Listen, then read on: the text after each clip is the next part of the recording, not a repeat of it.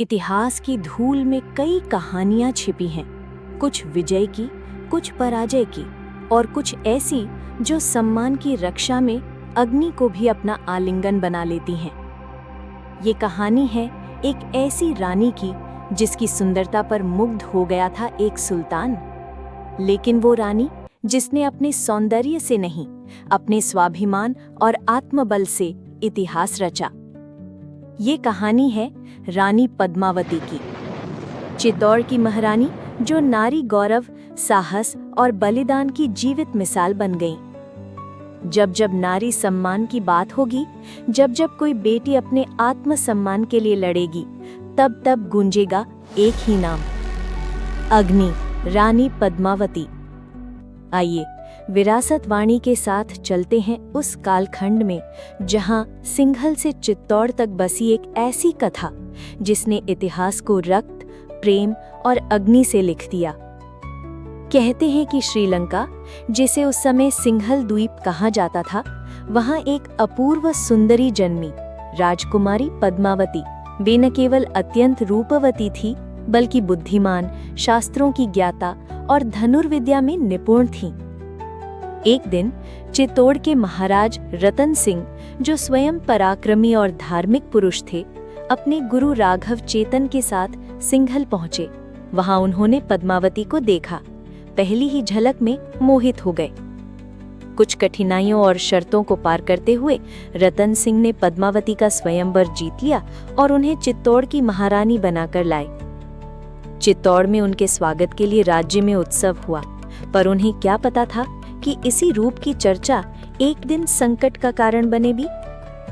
पद्मावती अब चित्तौड़ की रानी थीं। उनकी सुंदरता और चरित्र की ख्याति धीरे धीरे दिल्ली तक पहुंच गई, वहां के सुल्तान अलाउद्दीन खिलजी तक। अलाउद्दीन एक महत्वाकांक्षी और लालची सुल्तान था। वो भारत का सबसे शक्तिशाली शासक बनना चाहता था और अब उसकी निगाह पद्मावती पर टिक गई। खिलजी ने चित्तौड़ पर सीधा हमला करने के बजाय एक चाल चली। उसने चित्तौड़ को एक प्रस्ताव भेजा। मैं महारानी पद्मावती की सुंदरता और गुणों से अत्यंत प्रभावित हूँ। मैं केवल उनका दर्शन करना चाहता हूँ, एक बार बस, सम्मानपूर्वक। राज दरबार में ये प्रस्ताव चिंता का विषय बना। क्या एक परपुरुष को रानी को देखने देना उचित है? पर साथ ही ये भी ध्यान था कि खिलजी की ताकत और षड्यंत्र कितने खतरनाक हो सकते हैं। अंततः एक समाधान निकाला गया। खिलजी को रानी का दर्शन दर्पण में कराया जाएगा। एक विशेष कक्ष में, जहां पर झरोखे से दर्पण लगाया गया था, रानी पद्मावती ने स्वयं को प्रस्तुत किया। खिलजी में उनका प्रतिबिंब देखा और वही क्षण उसकी आत्मा पर मोह, लालच और पाप का अधिकार हो गया। अलाउद्दीन खिलजी, जो रानी पद्मावती के सौंदर्य से मोहित हो चुका था, अब किसी भी कीमत पर उन्हें पाना चाहता था। उसने सीधे युद्ध करने के बजाय चालाकी से काम लिया। उसने चित्तौड़ से एक प्रस्ताव भेजा। मैं चित्तौड़ से युद्ध नहीं चाहता, बस इतना चाहता हूं कि राजा रतन सिंह मेरे मेहमान बने और मेरे साथ मित्रता करें। चित्तौड़ राज दरबार ने इस प्रस्ताव को राजकीय गरिमा के तहत स्वीकार कर लिया। राजा रतन सिंह कुछ सीमित सैनिकों के साथ दिल्ली के दरबार में गए, पर वहां अलाउद्दीन ने असली रूप दिखाया। राजा को बंदी बना लिया गया। खिलजी ने एक दूत भेजा। अगर रानी पद्मावती को पाना है तो चित्तौड़ को आत्मसमर्पण करना होगा या फिर युद्ध के लिए तैयार रहें। चित्तौड़ में कोहराम मच गया, पर रानी पद्मावती डरी नहीं।